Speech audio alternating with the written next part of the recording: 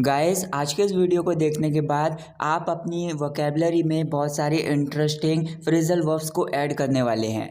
तो वीडियो को लास्ट तक जरूर देखिए, आप कुछ ना कुछ नया जरूर सीखेंगे। So without any further do let's jump to the video.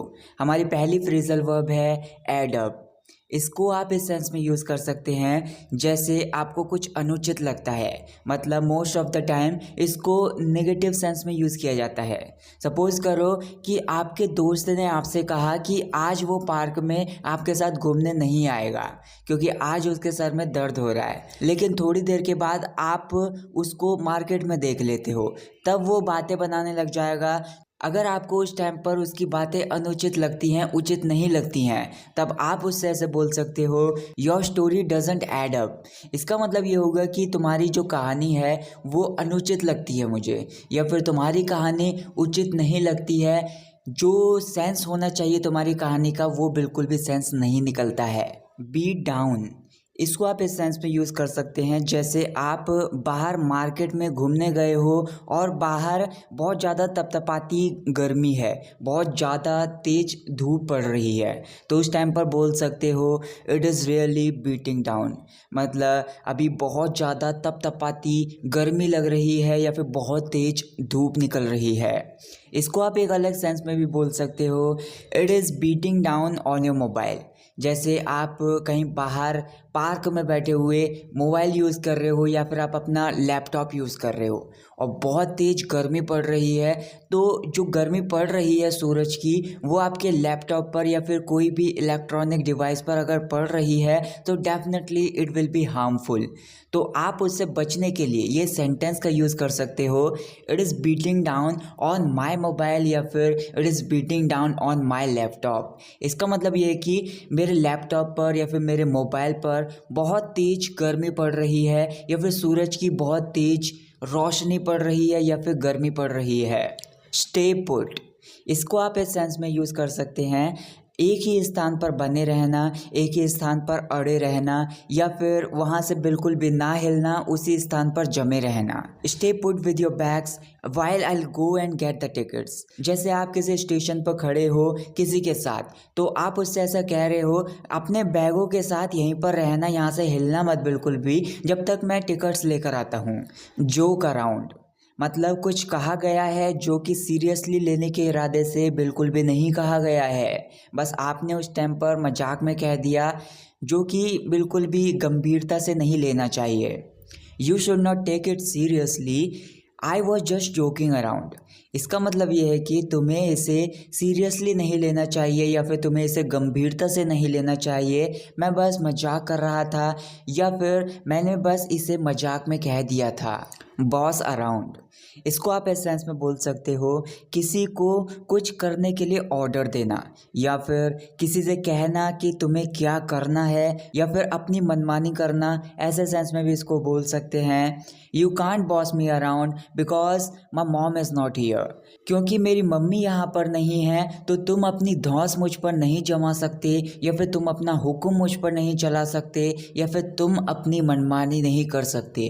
Work out a problem या फिर वर्क आउट अ सिचुएशन, इसको आप किसी को ये कहने के लिए यूज़ कर सकते हैं कि कोई परेशानी है या फिर कोई सिचुएशन है वो पहले से बेहतर हो गई है या फिर पहले से सुधर गई है, तो उस टाइम पर इसका यूज़ कर सकते हैं। जैसे आपके ऑफिस में आपसे कोई प्रॉब्लम हो गई है तो आप उस चीज़ को लेकर बहुत ज़्यादा परेशान हो रहे हो, तो इसको लेकर आपका जो टीम लीडर है आपसे ऐसा कहता है don't worry I am sure you will work it out.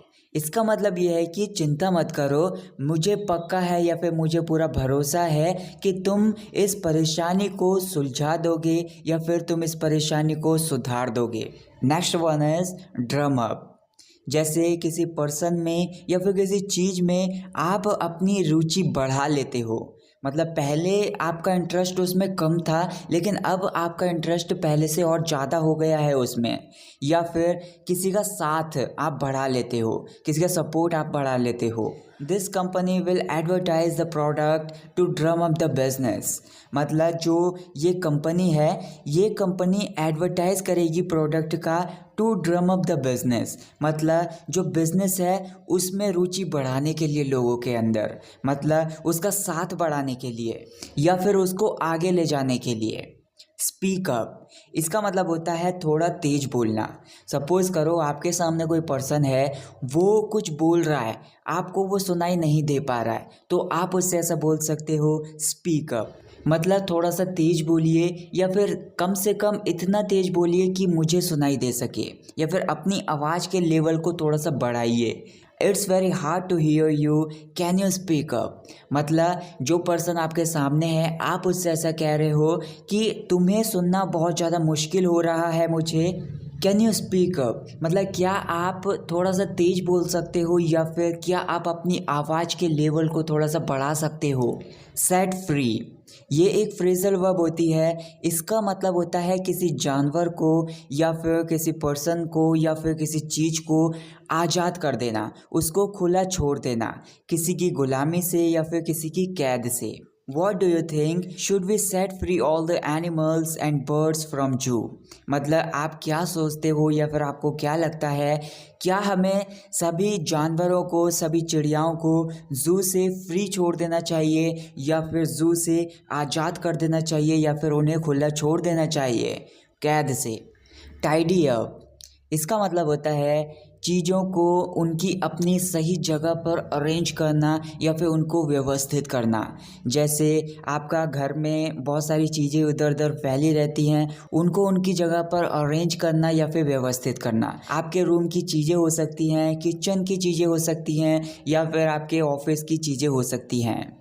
This weekend I need to tidy up my room, मतलब इस सप्ताह के अंत में मुझे अपने कमरे की सारी चीज़ों को व्यवस्थित रूप से लगाने की ज़रूरत है, या फिर जो भी चीज़ें मेरे कमरे में इधर उधर फैली हुई हैं उनको व्यवस्थित रूप से अरेंज करने की ज़रूरत है। टॉक डाउन टू समबडी, मतलब किसी पर्सन से बात करना जो आपके कंपैरिजन में इम्पॉर्टेंट नहीं है। मतलब कोई पर्सन है आपके सामने, वो आपके कंपैरिजन में इम्पॉर्टेंट नहीं है या फिर आपके कंपैरिजन में बुद्धिमान नहीं है। ये थोड़ी सी नेगेटिव फ्रेजल वर्ब हो गई। जैसे कोई पर्सन है, वो आपके ऑफिस में हायर पोजीशन में है और कोई लोअर पोजीशन में है, तो higher positioned person can talk down to lower positioned person. मतलब जो हायर पोजीशन पर्सन है वो लोअर पोजीशन पर्सन से टॉक डाउन कर सकता है।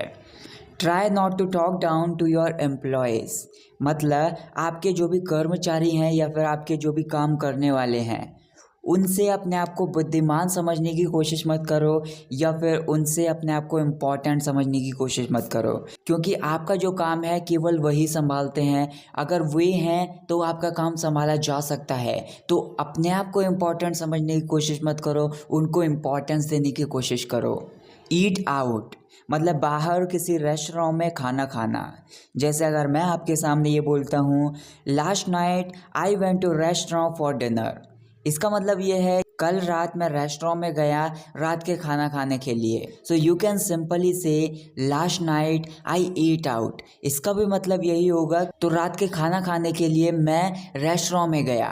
या फिर यहाँ पर कल रात के बारे में बात की जा रही है तो ऑब्वियसली यहाँ पर डिनर के बारे में ही बात की जा रही होगी, तो आप इसको सिंपली बोल सकते हैं आई ईट आउट। बिच अप, मतलब किसी चीज़ को पूरी तरीके से बिगाड़ देना, उसको पूरी तरीके से बर्बाद कर देना। Heavy rain bitched up our plan to go to Auli, मतलब ओली जाने के हमारे प्लान को बर्बाद कर दिया किसने, हैवी रेन ने। मतलब बहुत तेज़ बारिश पड़ गई, उसकी वजह से हमारा जो प्लान था ओली जाने का, उसको उसने बर्बाद कर दिया या फिर उसको उसने बिगाड़ दिया।